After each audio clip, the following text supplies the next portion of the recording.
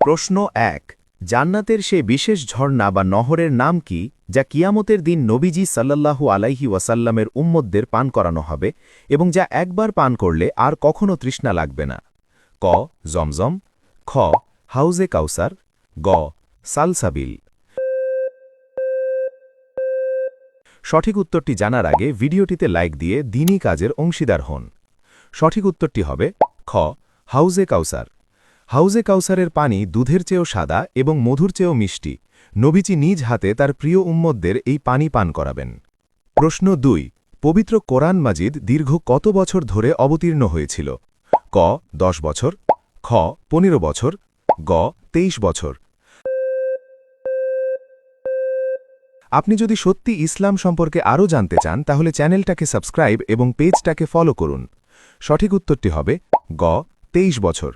পবিত্র কোরআন একবারে নাজিল হয়নি, বরং নবীজি সাল্লাল্লাহু আলাইহি ওয়াসাল্লামের ২৩ বছরের দীর্ঘ সময়ে বিভিন্ন ঘটনার প্রেক্ষাপটে অল্প অল্প করে নাজিল হয়েছে। প্রশ্ন ৩। কোন নবী আল্লাহর হুকুমে পবিত্র তলোয়ার বা কোনো অস্ত্র ছাড়াই শুধুমাত্র হাত দিয়ে লোহাকে মোমের মতো নরম করতে পারতেন? ক. হজরত সুলাইমান আলাইহিসসালাম, খ.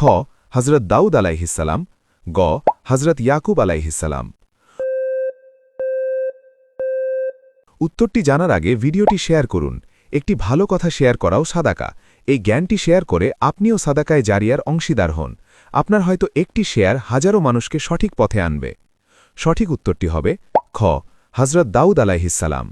আল্লাহ তাআলা হজরত দাউদ আলাইহিসসালামকে এমন এক বিশেষ অলৌকিক ক্ষমতা দিয়েছিলেন যে তিনি যখন লোহা ধরতেন তা আগুনের তাপ ছাড়াই মোমের মতো নরম হয়ে যেত। তিনি এই লোহা দিয়ে বর্ম বা যুদ্ধের পোশাক তৈরি করতেন। আপনি যদি সত্যি ইসলামকে ভালোবাসেন তাহলে কমেন্টে লিখুন আই লাভ ইসলাম। আপনি কয়টি প্রশ্নের উত্তর দিতে পেরেছেন কমেন্টে জানাবেন।